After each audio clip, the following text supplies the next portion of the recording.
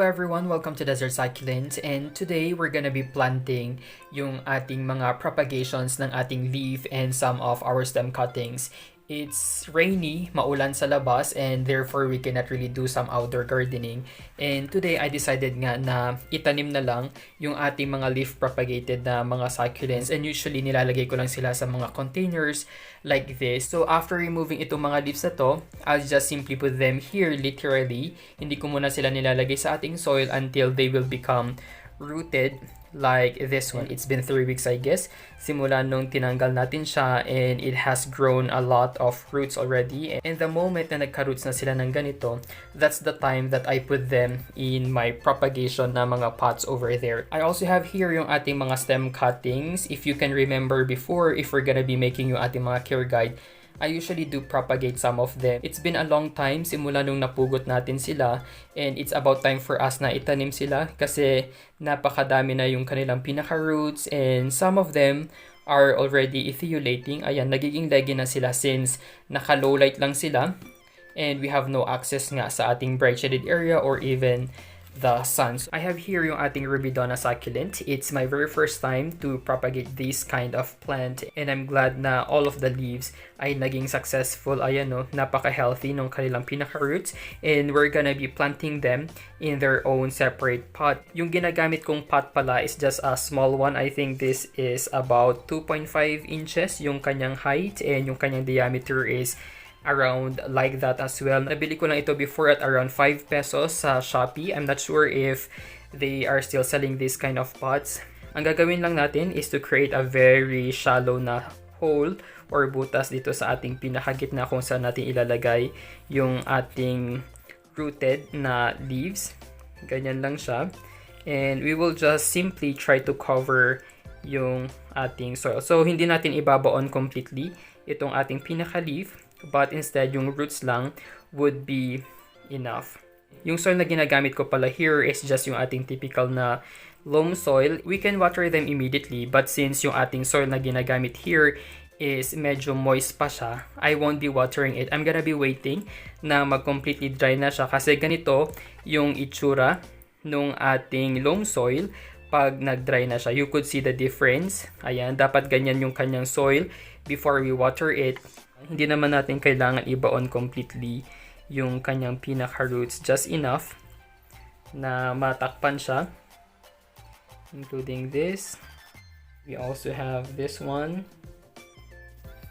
Ayan. So, napakadali lang mag-propagate ng mga leaves. It's just that you need to be patient kasi hindi naman overnight is lalaki sila. It would take siguro several months, about 3 to 6 months before we can finally appreciate yung pinaka-rosette that we are trying to look. I also have here yung dalawa nating Shavayana pink frills. Offsets na siya. In fact, malaki na rin yung kanyang offsets, but wala pa siyang roots, and therefore we should avoid watering this one kasi wala pa naman talaga siyang roots. And as a rule, we have to water them pag talagang may roots na sila. We also have here yung ating Madiba succulent. It's also my first time to propagate the succulent kasi bago lang siyang addition sa atin. This one is the cutting already that we did. Mapapansin natin yung pagka-curl or kumukulubot na yung kanyang pinaka-leaves. And here, all of them, yung 4 leaves na tinanggal natin sa kanya before are all rooted already. We will just simply put them here sa pinaka-center. Ayan. Including this small one.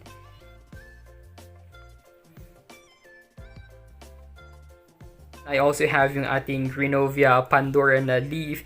This is something na trinay ko lang i-propagate before, and I wasn't expecting na magkakaroon nga siya ng roots. I'm surprised na we have this kind of leaf propagation. So we also have this Choco Bronze. Ganito talaga yung color ng kanyang leaves. May pagka pinkish purple, and sa pinakagitna may parang line siya dyan. Sa isang pot, I will be putting dalawa. Yung growth naman nito is pataas, kaya it's okay na dalawa yung ilagay natin dyan. Most from this batch are actually yung ating mga uncommon succulents. I stopped propagating yung ating mga common succulents since I wanted to focus more on these kind of propagations. We have here yung ating hybrid Lola. I just tried to propagate 2 leaves and successful naman. Look at those. Ayan. Ito naman yung ating Ellen na succulent. We have 4 leaves and kasya na sila sa isang maliit na pot since kapareho ito ng ating choco bronze na yung growth nila is pa-vertical and hindi horizontal. I also have here yung ating Echeveria Black Knight. Ganito yung kanyang itsura. They're also a fast grower. Look at this one. You would see na talagang na-dehydrate na yung kanyang pinaka-mother leaf since this is the one supporting itong ating growing offsets. And we can actually separate this one already. Pag hindi siya matanggal ng kusa, we can actually cut it like this. Ayan. And lastly, for this batch, we have our Silver Queen na succulent. This one is also two-headed na Silver Queen. Look at this. 1 and 2. Ayan. Oh. So, humiwalay na siya ng kusa. We don't need the mother leaf anymore and we can just simply plant itong kanyang pinaka-offset. This one is our Sinocrassula yunanensis or our Chinese jade. Napakaliit nung kanyang pinaka-root and I haven't done propagating this one before kaya let's see if mabubuhay ba natin talaga itong ating Sinocrassula jade. There you have it. Pag nakalagay sila sa mga trays like this, it's very handy for us. It's very convenient na i-transfer sila kung saan-saan. Pwede natin na silang ipaaraw or ilipat kung saan man natin sila gustong ilagay. So we will be watering this one probably pag nag-dry na yung kanilang pinaka-soil, but we won't be soaking entirely yung ating pinaka-pot because it's too big for them. Probably we're just gonna be watering yung surrounding area lang nung kanyang pinaka-root. So just enough to give them the moisture or the water they need for them to grow. I also have these kind of black pots na also for propagation. But these ones are actually bigger and deeper as compared nga doon sa ating mga white ones. And this is where I usually plant nga yung ating mga beheaded na succulents. Like for example here, our Sedum clavatum. Ayan, wala pa siyang roots but that's okay kasi completely nagkalos na nga siya. And we can just simply plant it here. Ayan. Our Haworthia zebra na pinopagate natin before. Itatanim na din natin siya today. Our variegated minibel, may roots na din siya. Even if natag-ulan ngayon, as long as we're gonna be keeping them indoors and safe nga from the rain or hindi sila mababasa, they would eventually survive this rainy season kasi indoors lang naman natin sila ilalagay. I also have here yung ating bashful. Ethulated na sila kasi nga they are not really receiving sufficient amount of sunlight dito sa loob, but that's completely okay as long as they will survive. We will just be planting them here and pag naging stable na siya, that's the time na pupugutan natin ulit itong part na nag-ethulate. Meron din tayong suyon dito and hindi talaga magandang tignan yung ating mga succulents pag leggy or ethulated sila kasi we cannot really appreciate yung totoong appearance sila or how beautiful itong mga succulents na ito. So we're just gonna continue filling in itong mga empty pots na ito mamaya. So for these hybrid Lola na medyo malaki na nga siya doon sa ating black pots, we're just gonna be transferring them into our white pots na pabilog.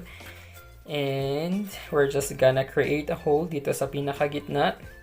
We can just remove itong dried leaves na ito.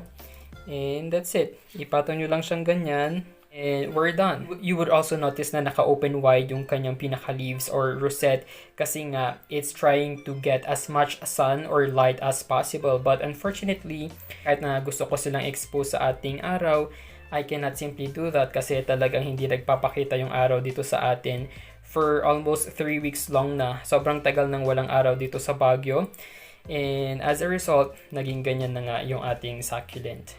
And again, I'm gonna be watering itong aking mga succulents only if nag-completely dry na nga itong kanilang pinaka-soil. And that's all. Thank you for joining me tonight na itanim yung ating mga leaf propagated and our beheaded succulents.